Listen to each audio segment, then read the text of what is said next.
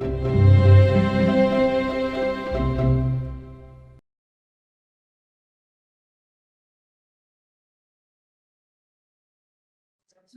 think I'm going to get started. We might still be waiting for a few people to join us in real life.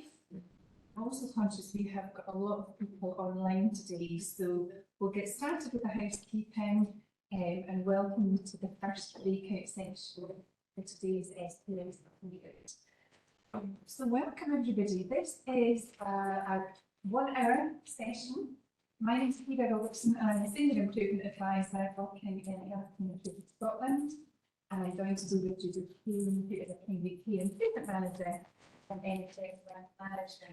We're delighted to be here today to share an approach that we have been working on together jointly around about how we can embed safe improvements in a pathway. So it's a sprint approach, it's modified from a sprint approach, but it's really thinking through how can we make sure that people can access improvements and can use quality improvement methods in a fast and rapid way.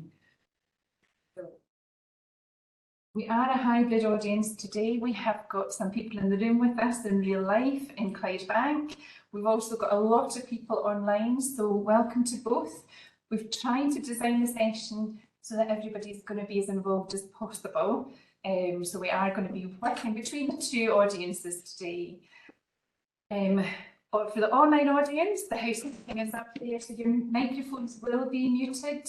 And we'd ask that you do turn your camera off, but that would be down to you to turn it off. I don't think we're in control of the cameras. And you can use the chat box as we go to ask questions or to put any comments or suggestions. We're delighted that we have 3 people online as facilitators, Brett and Lindsay and Lynn, who are going to be monitoring the chat box and keeping an eye on what's happening for the virtual audience. This session is also recorded, so you will be able to come back to it later. For the in-person audience, the Wi-Fi code is up there if you've not had it already. There are mics around about the rooms, so we're conscious that we might be spreading that noise to the online audience, so try and keep our background noise to a minimum, but we will be looking for contributions from you. With the online audience, we're looking at the chat box. With the in real life audience, we'll be asking you to put things on post-its or raise your hand as we go. There is a fire check today, so for the online audience, you will have to do nothing. For the in real life audience, we're going to just hold that space and see if it is a check or if it is a test or not, but there is a test expected at some point today. Just lost my slides. Right.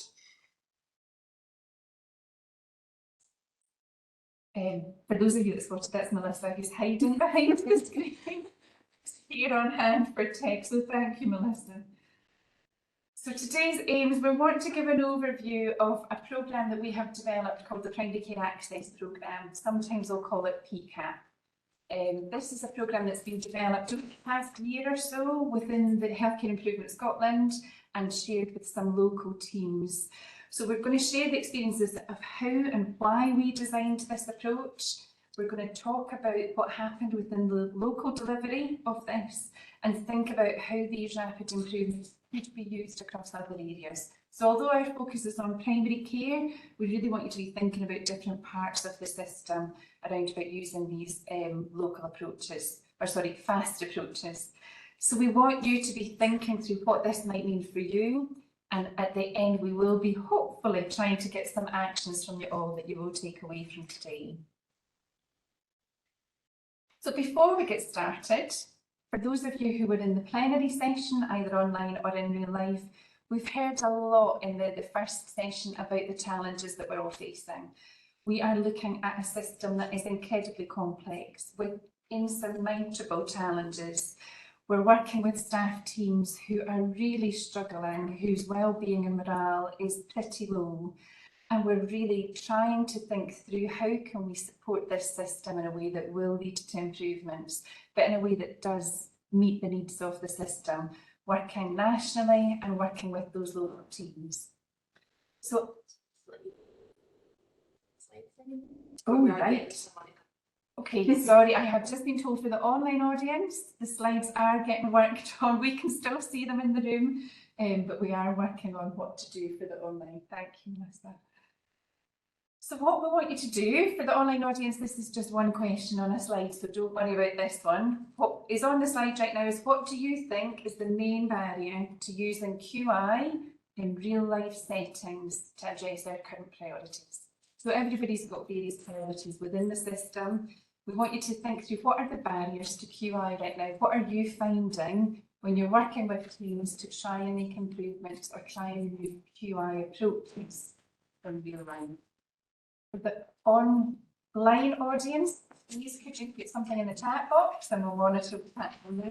For the in real life audience, we have got post-its that we'd like you to put. There's also paper on the tables as well at the side. So we'll just give you a few minutes and we'll try and think through what the main themes that emerged from this are. Audience first. This is our first test of using the chat box. Brett or Lindsay or Lynn, can you maybe share with us what's coming through the chat box in terms of main barriers or challenges to using QI?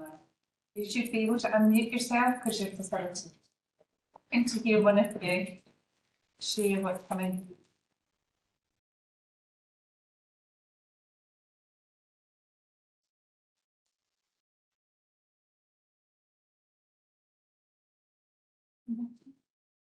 Hi there, this is Lynn. I was struggling to get unmuted there, but that's it, been fixed now. There's quite a lot of responses coming through the chat, and our kind of common themes are time restraints, capacity, engagement, system pressures, but a lot of it is around that kind of safe space and time. And there's a couple coming in now around lack of understanding around QI methodology. Thank you so much for sharing that, and thank you. Keep putting them in the chat box if you get some moments of inspiration, but they are certainly themes that resonate with the situation that we have faced and are currently facing. I'm now going to ask Judith to summarise, is there any key points that's coming from the real life audience around about what are the systems, what's the barriers within the system to using QI? Okay, so we've got a very active post-it note audience here, thank you. No, I do love it. Okay, so there was a real clear theme about it takes too long, finding the time to do it, concerns about leadership, accessing the QI knowledge and skills that are out there. And clinical staff often feel that they have a lack of time, QI skills, seen as an extra thing to do. Okay. So I think that's the last one I would say, because I think that's something that we can maybe touch on through what we're going to present. Fantastic.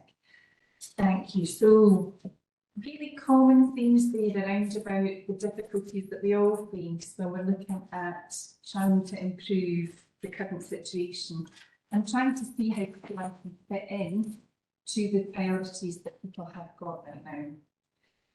So around this time last year, within Health and Improvement Scotland, we were really in the midst of the winter planning within primary care, and we were asked to look at QI in a different way. We were asked to modify our approach and to try and get boots on the ground, I think was the phrase that was used, to offer as much hands-on and active support to the system to really support the winter pressures and the planning for winter in a way that would be fast, that would be practical, and it would be easy to access. So our key drivers were there around about, we know that QI works, we know that QI can be really beneficial. Those small changes, those everyday changes can make a massive impact, but we find it really difficult to access QI in its pure sense and its traditional sense. It can take some time, and it can be difficult to access this when we're under such pressure. So what we did within Healthcare Improvement Scotland was really try to think about, as in all QI, defining the problem. We thought the first thing we need to do for everything is think through what is the problem we are facing. And hopefully the slides there on the screen in real life and on the virtual audience is saying that the current context of primary care in Scotland is one of increasing pressures, demands, challenges with patient access, and the resulting impact on staff wellbeing. So the staff wellbeing was quite critical to this, that we knew that access was one of our key themes. We wanted to try and support improvements to access, but acknowledging the pressures on the demands and the challenges and the increasing demands. But we also knew that staff wellbeing would be essential to our offer to the system. We heard a little bit about that in the plenary session this morning, that staff wellbeing. Let's step aside. Every time I move the mouse, I can seem to lose the slides somehow. Yeah, the slides keep unsharing for whatever reason. Thank you. So I shall continue talking, is that okay? Of course, anything. So we know that we heard a little bit about staff wellbeing this morning. How do we make an offer to staff that addresses the system that they're working in and the pressures that they feel that they're under? So once we had identified that problem, we then really used the next slide that's going to come up is the circle of control. Now, you might be familiar with this slide. It's quite a commonly used slide, but we feel it's central to our approach and it's central to our thinking as well, that we know there's complexity out there, but an awful lot of the complexity is in that later circle, that it's something that is concerning, but we can't do very much about that as individuals or as teams. But what we can do is really try and keep our focus tightly on the circle of control. What is it that we can do? What are the small changes that we can make that will have that big impact? So once we've defined the problem, we then spoke through what the core approach would be, and that would be thinking about the circle of control. Oh, Sorry. thank you. We're having a lot of tech going on today, so I'm hoping everybody's still with us. We have got, for people that are online, we've got people coming in out the room to try and solve the tech issues that we've got right now. So we've got the circle of control. We're trying to keep this real, and we're trying to keep our focus as a national team, and we're trying to keep the primary care teams that we're supporting focused on what we can control. So getting right down into that circle, that inner circle. We then looked at the tools and the approaches that we already had existing. So we had, over a number of years within healthcare improvement, co-designed a number of approaches and tools and toolkits with people in the system that were there and already available and ready to use. Now they're available and ready to use, but we're not quite sure how easy it is to use them within the system that we're working in. So we really needed to refresh our memory and think through what are the core tools that we can use and we can offer with the system. And if we do the work at looking through this and identifying 2 or 3 or 4 core tools, that will help speed up this process. So you'll see there on the slide that this is not a piece of work that happened very quickly. Although it is a quick approach, it's been building over a number of years in terms of the approaches and the tools and the knowledge that we have around about what helps within the primary care setting for access. So once we've chosen the tools, we then needed to design a programme. And our design of the programme was taking 3 evidence-informed approaches. So we had QI, we had DCAQ, which is demand, capacity, activity, and Q approaches, and we had the sprint methodology. And we wanted to combine all 3 of them into a unique offer and a unique programme. And then underneath that, it was a realistic approach. So it's right into that circle of control, keeping things really real and offering hands-on support. I think we heard this morning about the need to go out to visit teams, the need to have that national coordination, but that local offer. And our core part of the approach was the hands-on support for local teams with this approach. So I'm sure you're all wondering now what the programme looks like.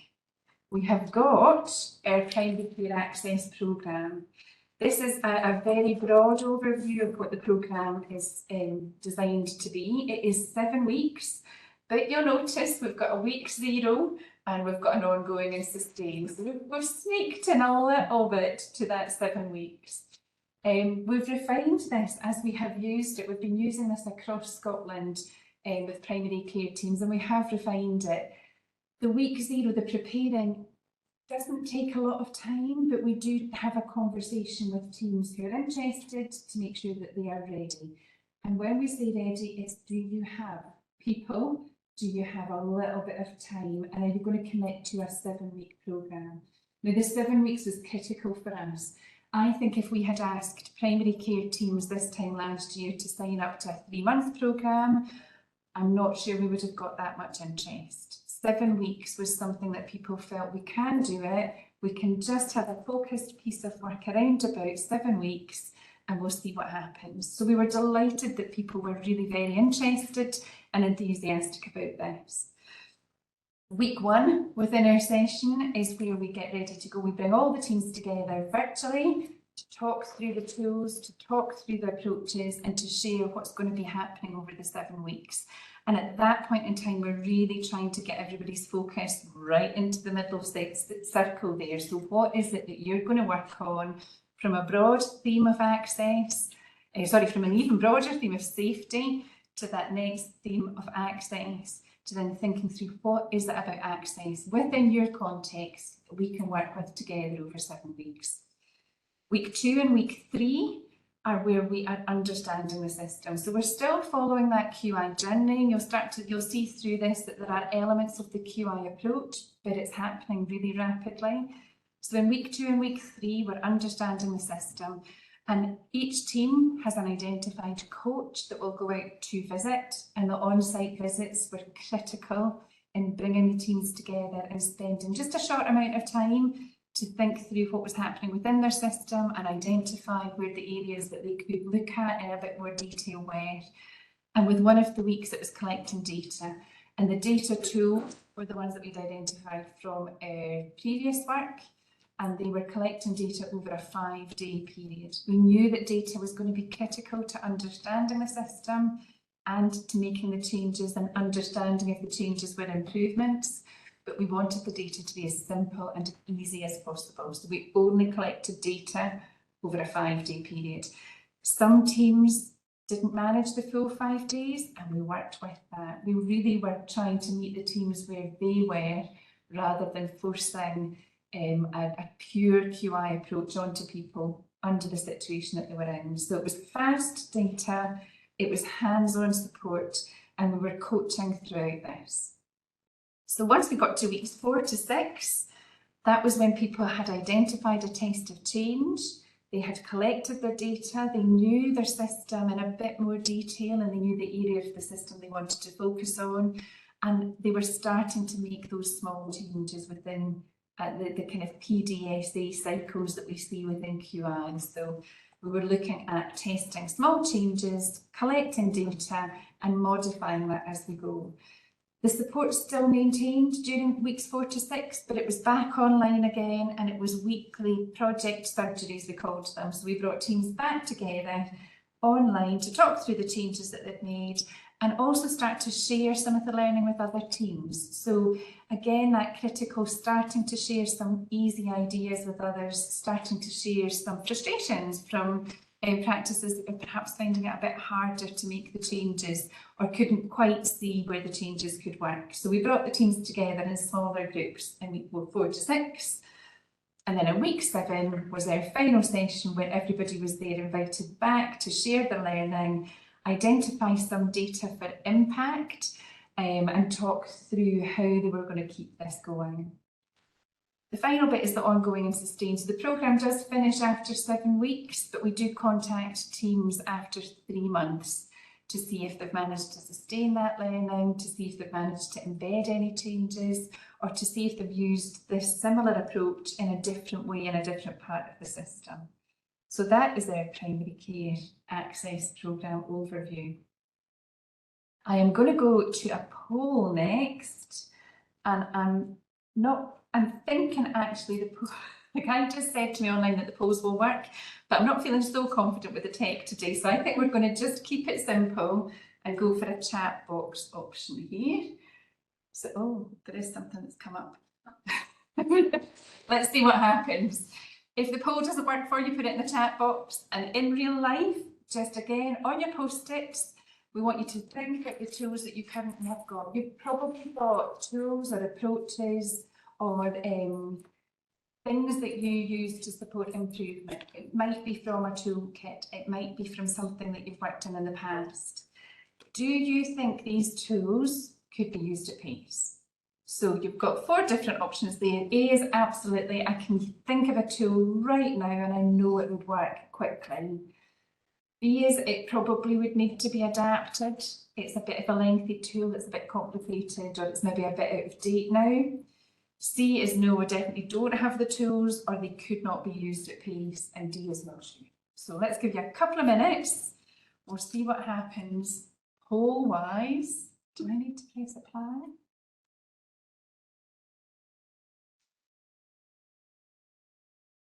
And then we'll see what happens. The polls aren't working. So just Okay, so yeah, it's definitely chat box. Or post-it Or notes. post-it notes. Post-it notes never fail. Adapt.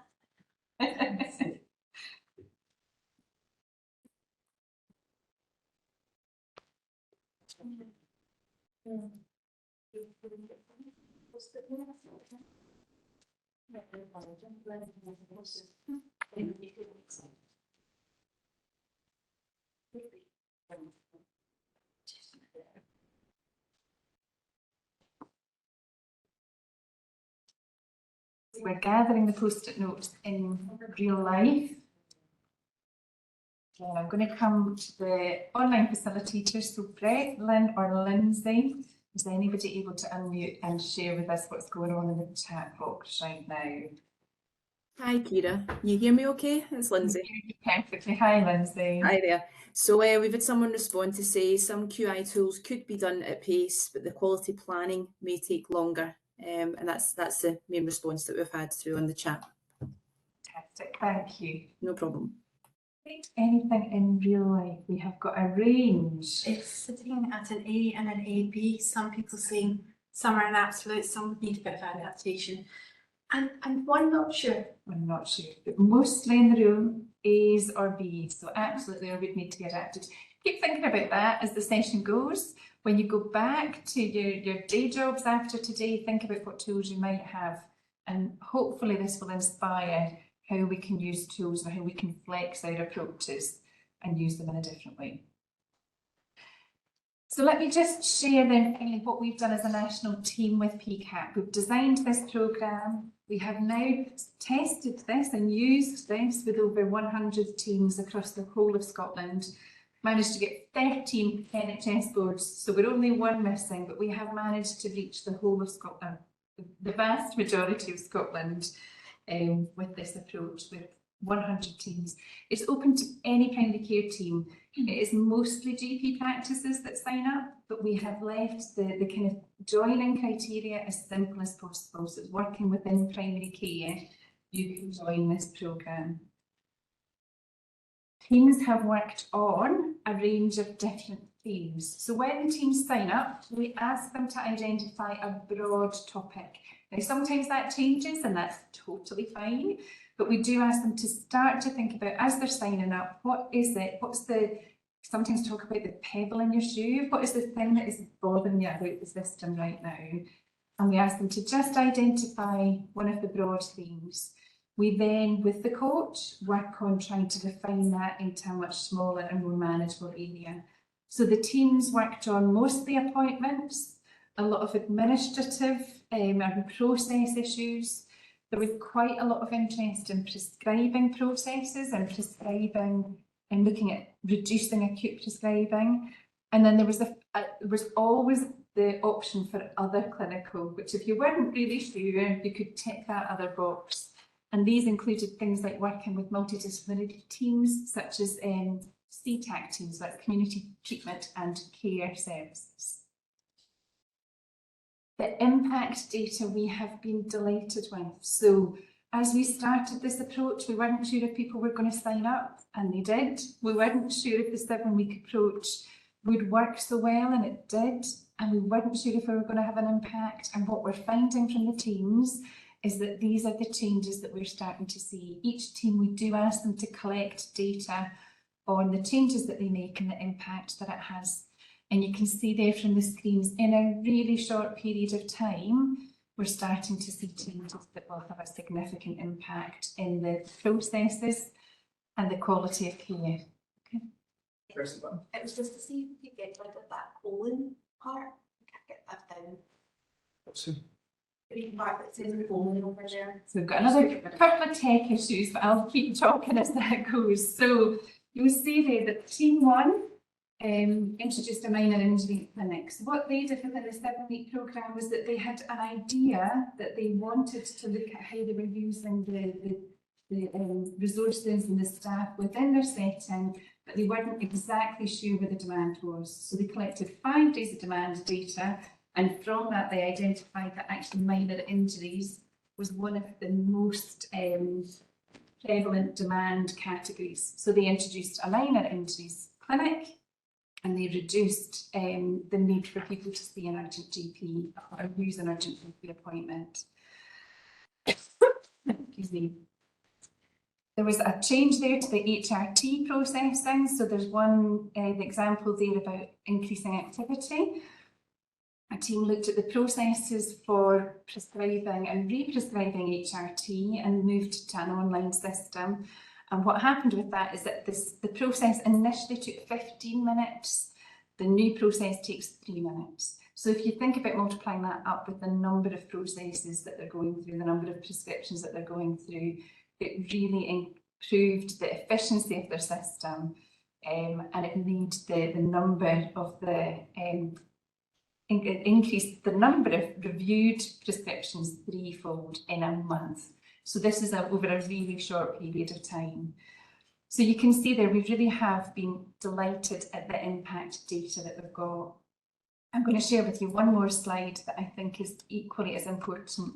When we think back to well-being and where staff were feeling and how staff are feeling out of control, and perhaps feeling that the change is so big, the system is so complex, we can't do much. We were also delighted that what we were finding in terms of the qualitative data that we were capturing was that staff started to feel much more in control, and through using this 7-week programme, felt that they were enabled to make changes. And patients were actually noticing the difference over that short period of time. They were noticing that it was easier to get prescriptions, that it was a more accessible system for them to get appointments within their lives. There's a quote, I don't think it's on, no, it's not on this one, but there was a team that said that you almost gave us permission to think small. We were thinking so big that we just didn't know where to start, and we were tying ourselves in knots with the complexity, and having this programme gave us permission to think small again. So that's where we got to with the national approach. We had tested it out with our whole team. We moved to really focusing our efforts on this for 3 cohorts. We're going to continue this national offer, so we are going to have a smaller delivery team, and we've also split off pharmacotherapy into a different sprint approach. So there's a quick start approach to pharmacotherapy, and there is the PCAP, the Primary Care Access Programme, focused on access, that will still continue to be delivered from the national team. But we really want this to be spread wider and to have some larger teams working with this. So we have tested a scale-up model with 2 teams in Scotland. So we've got Lanarkshire and GGC have tested how if their teams locally could be supported to deliver this programme. And I'm going to hand over to Judith, who is from Lanarkshire and who will talk you through her experiences of using the PCAP programme locally. Very much, and hello to Lynn, Brett and Lindsay, who are actually members of my team who are all online virtually helping us, and who are probably giggling thinking technology problems are only really going to start now if Judith has access to the clicker. So apologies in advance if I absolutely messed it up. It's really lovely to be invited to talk. I'm going to give you a slightly different perspective. So it's the perspective of myself and the team who were asked, would we consider testing delivering it ourselves, but not really ourselves because we went, no, not unless you stand beside us. So it's been a really interesting and exciting journey for us, and we're glad we went on it. A little bit of background around about Lanarkshire, just in case you don't know, and who is Judith and who is she standing up here in front of you. I head up the primary care improvement team. I do know we're quite unique. I don't think there is a primary care improvement team in every health board. So that might be one of the things that you start to think about, well, how could I create the equivalent of that, or draw on the other resources within your health and social care partnerships and your boards, because there are lots of QI experts out there and lots of change people out there, and lots of us with remits around about primary care. So maybe bringing together with that focus is the way, rather than recreating the primary care improvement team, although we are pretty awesome, if I say so myself. Our history is that we were a test to change ourselves. We started in the primary care mental health programme, where the board at that time said, I wonder if we put a small team in place, would that help with some of the QI and the change and transformation that we're trying to do? We must have done all right, and we must have evaluated okay, because we were very fortunate that we were made permanent. I think much to the delight of my father at the time, who wondered who was going to pay the mortgage if it wasn't happening, but still. That being said, yes, we have a primary care improvement team in Lanarkshire, but it wasn't a natural thing just to say, yeah, absolutely, we'll take that resource and we'll do this testing. We had to ask ourselves the question, why? So if you think about it in the morning, well, why would we do this? Why would we take that very small resource and start thinking about doing the test with HIS and looking at helping HIS develop a programme that could be taken at a local level? And actually, when we sat down and had the conversations, both internally and with our HIS colleagues, it made sense. It aligned with what we were about. It aligned with what our priorities were. Winter planning, and that thing that comes around all the time, it's coming again. And we were like, oh my goodness, this could actually help with that. And access was absolutely an issue in our board area, just as it was in any other area in Scotland. And we were like, do you know what? We want to see if we can make this business as usual. And we sat down and we looked at the very early evidence coming out, and we were like, we'd like a bit of that magic. Thank you very much. Let's see if we can get it. We also noticed there wasn't a great level of sign up from Lanarkshire practices, and we wanted to understand that ourselves as well. And maybe we were part of that reason that there wasn't sign up, because we had pre-pandemic as a team always aligned ourselves to the big programs that were out there and always said, we're here, we're going to work with you. We've done call outs and we've done shout outs to people to say, do you want to be involved? And we had really high take up of being involved in those other programs that Kira talked about, and those resources. So we were always in and around it an awful lot, walking alongside our practices. So we had the conditions locally already established, that our practices knew who we were, trusted us, knew what it was to be working alongside us. And we had experience of working with a lot of the tools already that were going to be used in PCAP. So we took the decision, yep, here we go, let's use the conditions that we've already got and let's go for it. I'm not quite sure who in the team that is, but it's certainly not me preparing to sprint that enthusiastically with my headband on. But what I would say is that for us locally to be ready to deliver that 7-week programme, I'm not going to stand up here and say it was great. We certainly didn't just get handed a pack and off you go and let us know how it goes. We actually had to commit into quite a bit of time to get ourselves prepared, get ready around about that pack, knowing what was going on, what we were going to be committing to, planning our time, clearing the diaries for some extra unplanned moments of, oh, we're going to use that tool. When was the last time we used it ourselves? You're going to have to go in with confidence for the practice. It's a pretty good idea if you remember what DCAQ stands for, and you're not scrabbling around in your brain. So we did have to get ourselves really ready for that. We were very fortunate that we worked alongside the day, having a development day. When we went into our mobilisation with the practices, we were good to go. We were feeling comfortable, we were feeling confident. We were sometimes just maybe a page ahead, but that was okay. That's an okay place to be. I think we're quite used to that in the world of improvement. And I would say that even if you're not going to go off and do PCAP at a local level, that time we spent refamiliarising ourselves with the tools, the things that we'd maybe forgotten were there in the middle of all been scattered off to deal with the pandemic, it really brought us back to what we were about, and it helped us as a team reform as well. So we were ready to sprint and we were ready to go. I was very lucky that Hez said we've got a few practices that have already signed up, and we were already working with some practices. So we did some gentle coercion agreements of, you know, you really would want to do this, and we spoke to our practices and got them ready. 6 practices. What does it mean having a local team? I think at the plenary session at the beginning there, they were talking about, you know, the importance of that local team, that access to that local resource. What it sometimes means is that when somebody signs up and then you send them the joining instructions and they're like, I didn't sign up for this, I don't know what it's about. You've got that relationship to pick up the phone and go, hi, it's me. I think you did, but more importantly, how are you doing? Last time we spoke, we were looking at this, we were working on this with the practice, and we managed to help practices come on board who maybe had signed up quite a long time ago because of the registration process. The other thing that we were able to do, and one of the things that really brought me real joy, was we had been working one practice on a one-to-one basis with some very, very challenging sustainability issues. And we had got them to a place where things were better, but they now wanted to start to make changes to really get things beyond just surviving. And I think that was the natural thing to bring to the table in our discussions with them. And they were very brave. After being with us for a long time on a one-to-one basis, they felt that they were ready to do this straight away on the back of it.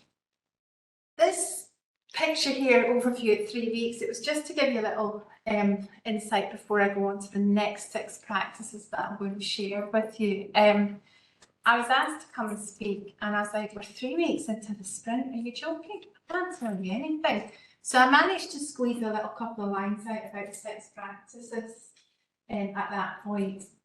The next 3 slides, I apologise for in advance, and I don't expect anyone to be sitting reading them, because there's an awful lot of detail on where we got to at the end of the 7 weeks.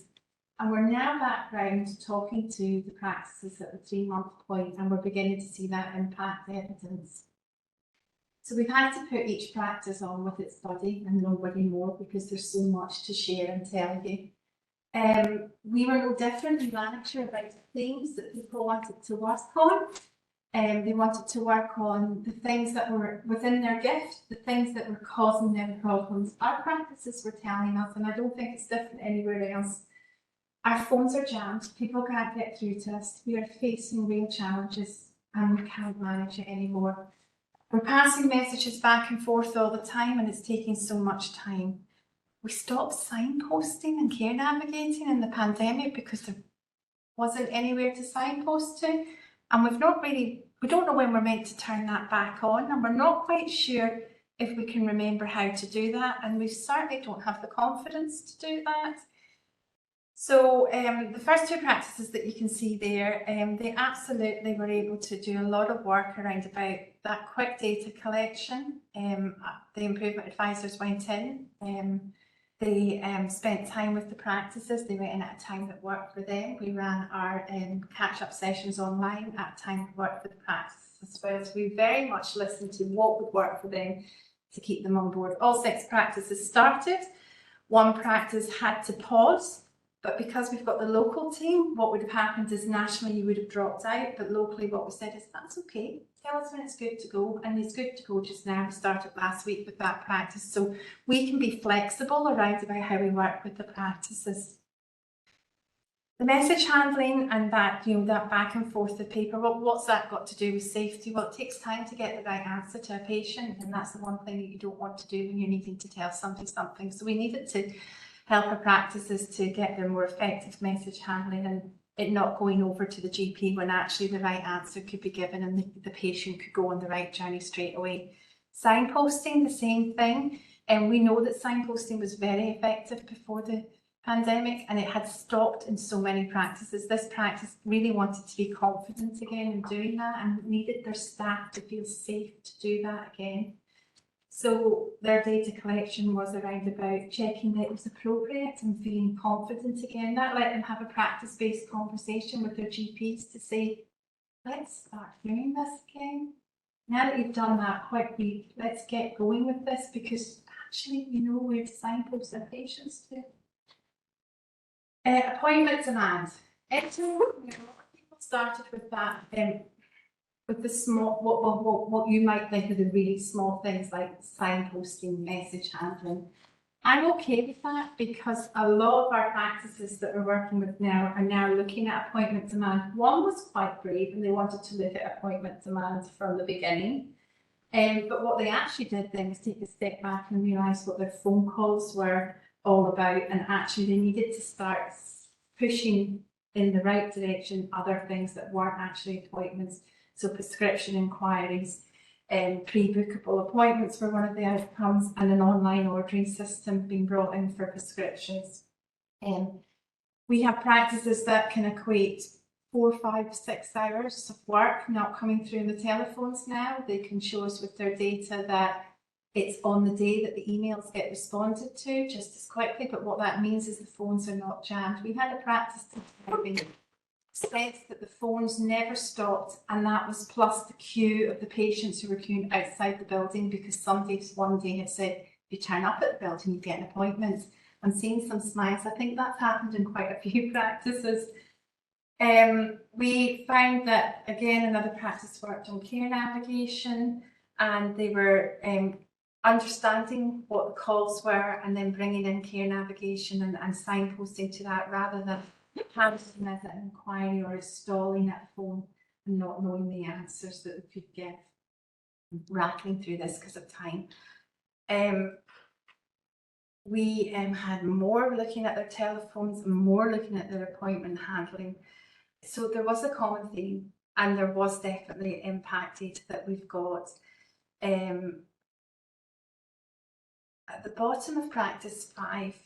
I love this one. 103 online inquiries received. That equates to 3.5 hours worth of time not on the telephones. That's 3.5 hours of people not on the phones, not in the way of the people who need to phone in and get an appointment, but actually being able to have their inquiries helped in that way. When the practice started to work out what the difference was that it was making, they couldn't get over it.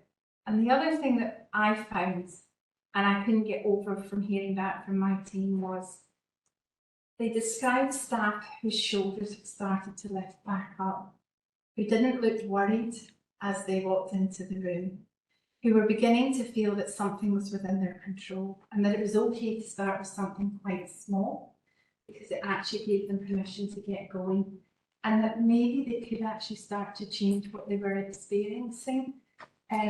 Workforce is the challenge in GP practices, and if any of you are close to GP practices and working alongside them, it's not just GPs that are a workforce challenge. We have a real challenge with practice managers and admin staff and recruiting and retaining and keeping them because they are finding the day-to-day really hard.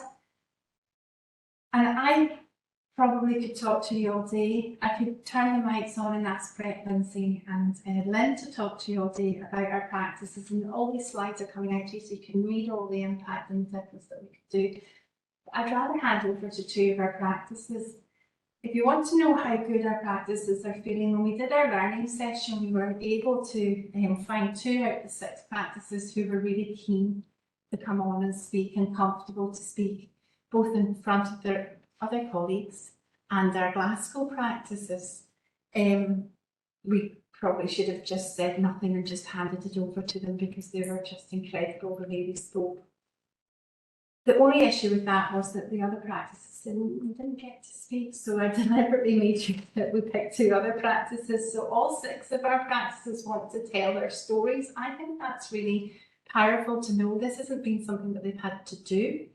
It's something that they've done within their normal day. It's not been an extra project. It's something that they've been able to bed in.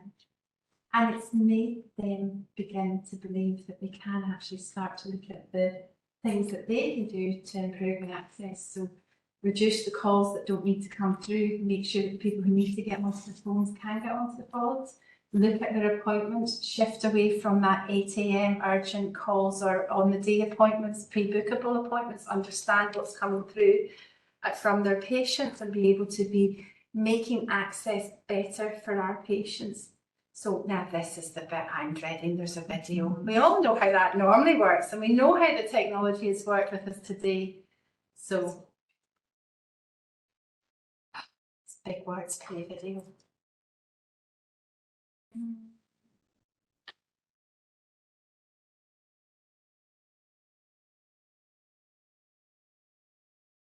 I've picked it up and now it's not going to work. That's exactly what's happening, isn't it, folks?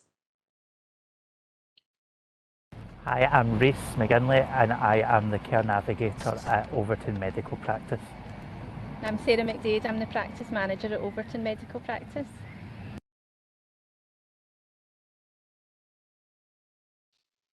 We always recommended to email people, but our problem was our email was mega long. Do you want to read out what the email So was?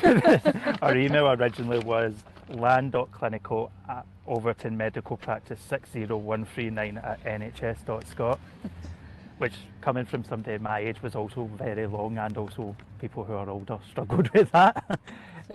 So we phoned IT and we changed it to omp@nhs.scot, just to make everything simpler for everybody. yes. If anything, we would probably recommend other surgeries to change their emails to something much shorter, because it does pay off in the longer run. Absolutely. But before that, you would recommend them to join the PCAP Aye. program.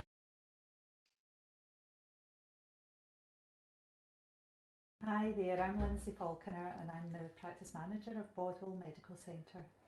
Hi, I'm Angela McCulloch and I'm a medical administrator and I'm also in Bodwell Medical Centre.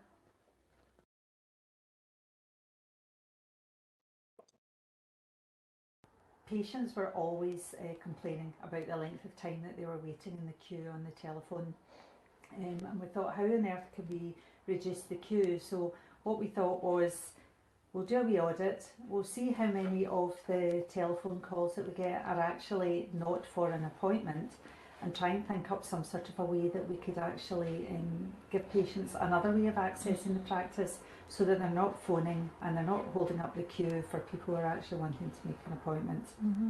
So the aim of the project was to reduce the phone calls to the practice with a view to finding different ways for them to ask their questions, which hopefully would reduce the complaints that we were getting, reduce patient anger and frustration at being in a queue for ages, and also reducing the staff stress from when they were actually answering the phones.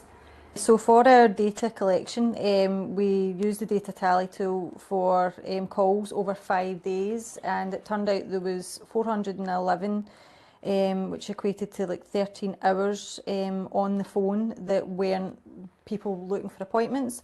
So we thought, how else could these be dealt with? So we decided to create forums which would be accessible on the website, admin forums.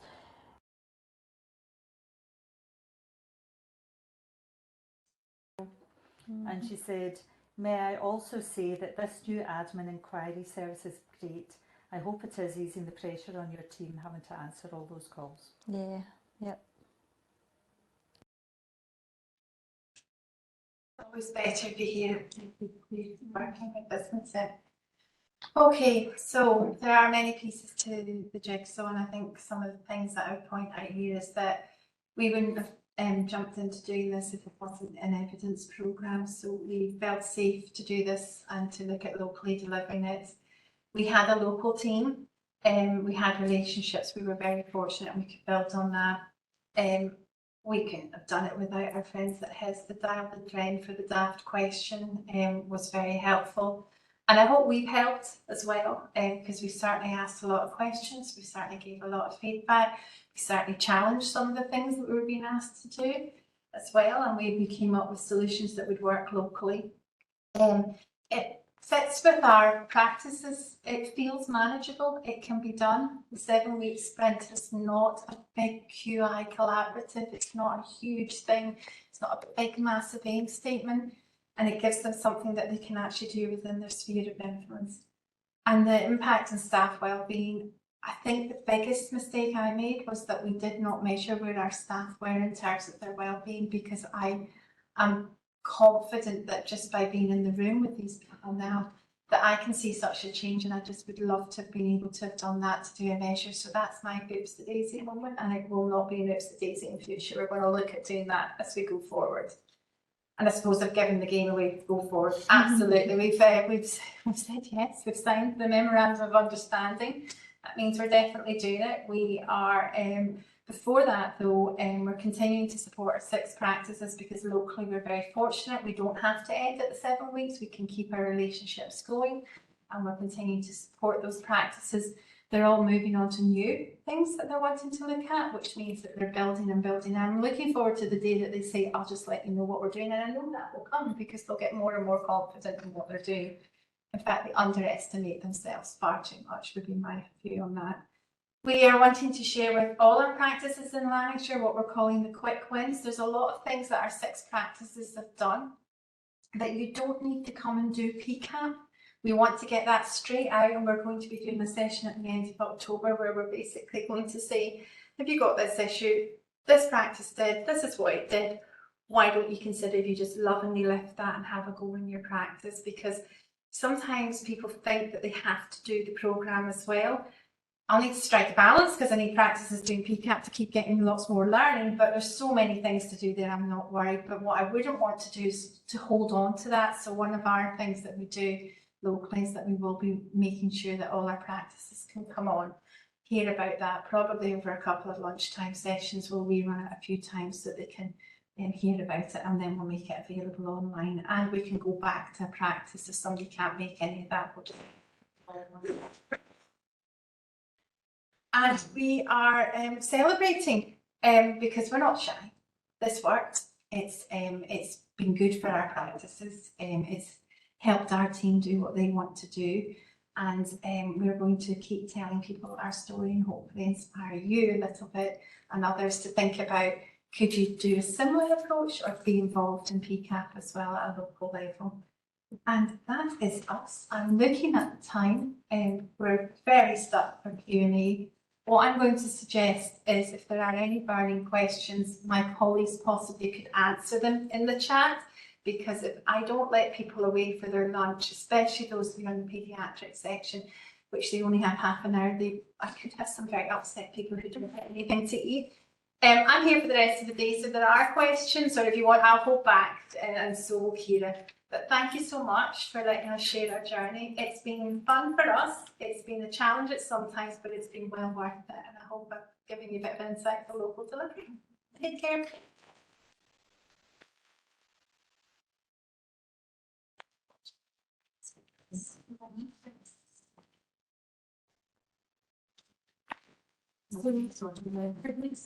No lunch, so we right here, so we go back in the very primary station. I will get back with the lunches there, and then they're probably not in this transfer. It's all being over here. One more, so I see. It's like the but it's really